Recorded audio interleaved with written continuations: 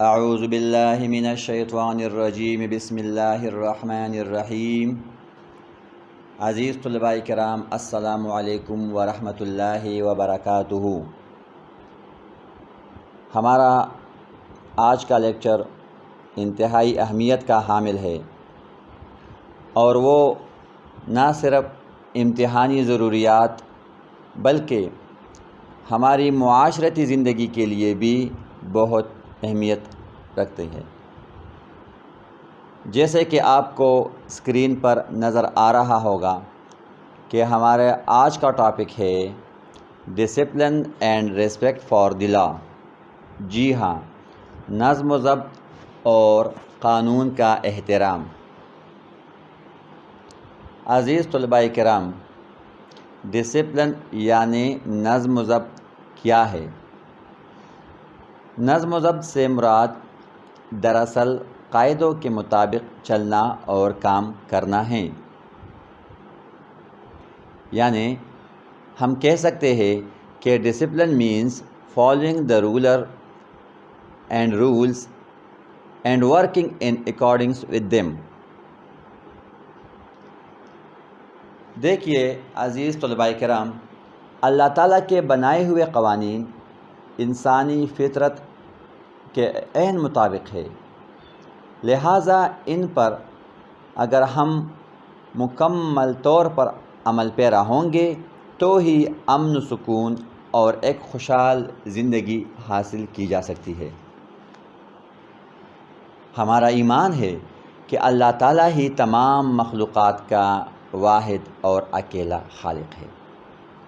اسی ذات عظیم نے تمام مخلوقات کو اپنے اپنے دائرۂ کار میں خاص قوانین کا پابند بھی بنایا ہے۔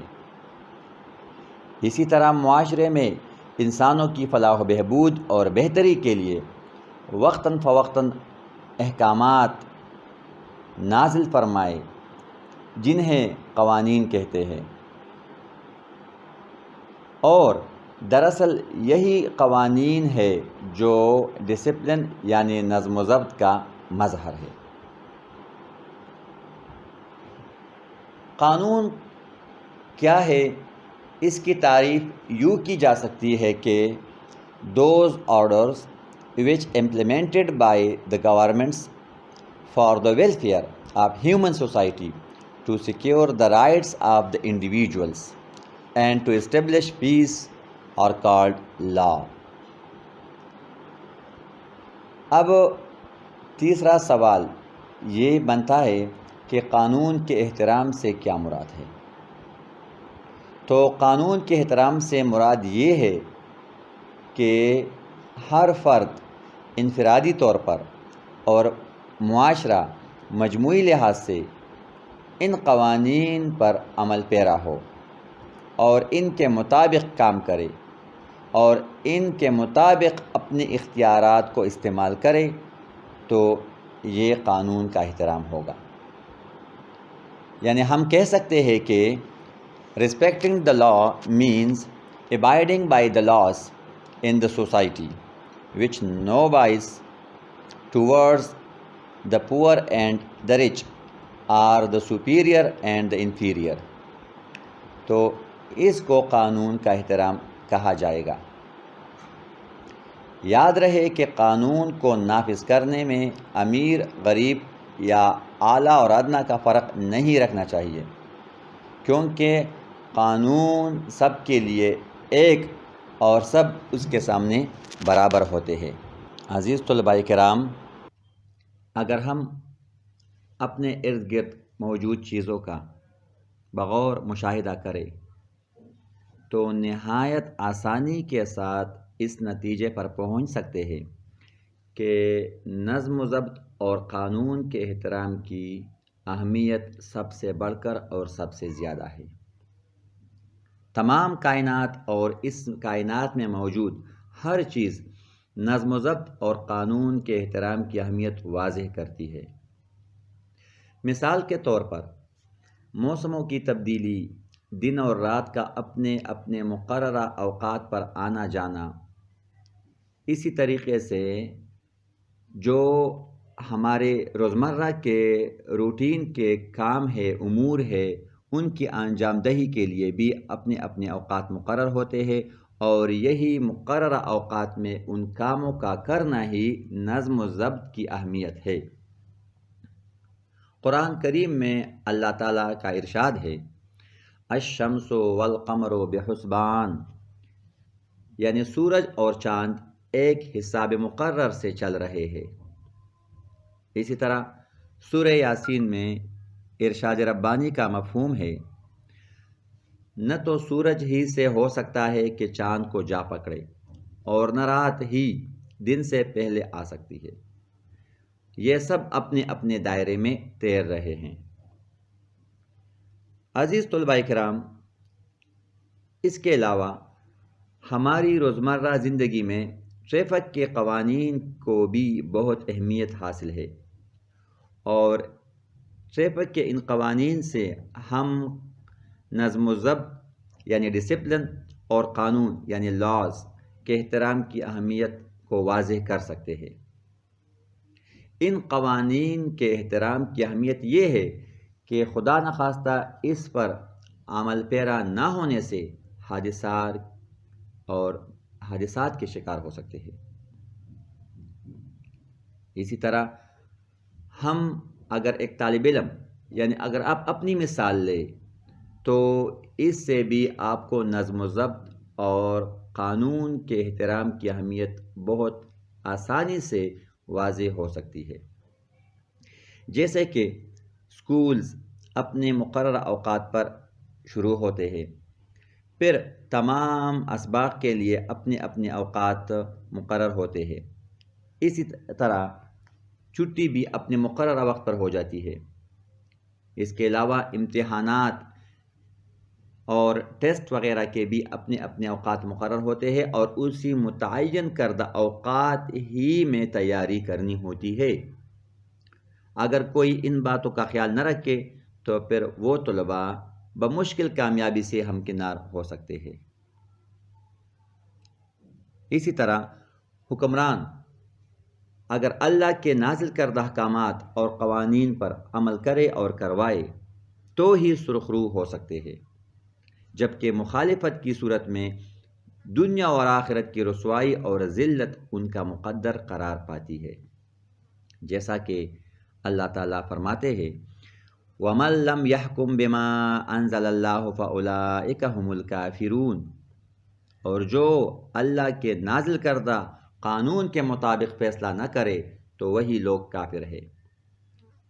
تو عزیز طلباء کرام، ان تمام باتوں سے یہ واضح ہو جاتی ہے کہ نظم و ضبط، ڈسپلن اور قوانین، لاز، چاہے وہ شرعی قوانین ہو، شریعت کے مطابق ہو، اسلامی قوانین ہو، اور اسی طرح جو حکومتوں کے اپنے قوانین ہوں یعنی ٹریفک کے اصول وغیرہ، تو ان سب کا خیال رکھنا ہے، ان کے مطابق عمل کرنا ہے، تبھی ہم قانون کا احترام کر سکتے ہیں۔ اور ایک اچھے شہری کی یہی صفات ہونی چاہیے کہ وہ ہمیشہ اپنے ملکی قوانین اور جو اسلامی قوانین ہے، دین نے ہمیں جو قوانین بتائے ہیں، جو نظم و ضبط کا اور احکام دیے ہیں، تو ان پر عمل کرے۔ اور ان پر عمل کرنے کی اہمیت تبھی ہم جان سکتے ہیں کہ ان پر ہم انفرادی طور پر بھی اور اجتماعی طور پر بھی عمل پیرا ہو۔ نظم و ضبط اور احترام قانون کے حوالے سے انبیاء کرام اور مشاہیر اسلام کا کردار۔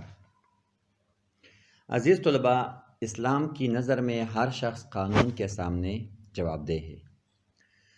ہماری اسلامی تاریخ میں اس کے متعدد مثالیں موجود ہیں، جیسا کہ قبیلہ بنی مخزوم کی فاطمہ نامی عورت چوری کی جرم میں جب گرفتار ہو کر پیش ہوئی تو اس کی سفارش کیے جانے پر آپ صلی اللہ علیہ وآلہ وسلم نے ارشاد فرمایا، تم سے پہلی امتیں اسی لیے ہلاک ہو گئی تھی کہ ان میں سے جب کوئی اثر رسوخ والا شخص جرم کرتا تو اسے چھوڑ دیا جاتا، اور کمزور شخص جرم کرتا تو اسے سزا دی جاتی۔ اللہ کی قسم، اگر فاطمہ بنت محمد صلی اللہ علیہ وآلہ وسلم بھی ایسا کرتی تو میں اس کا بھی ہاتھ کاٹ دینے کا حکم کرتا۔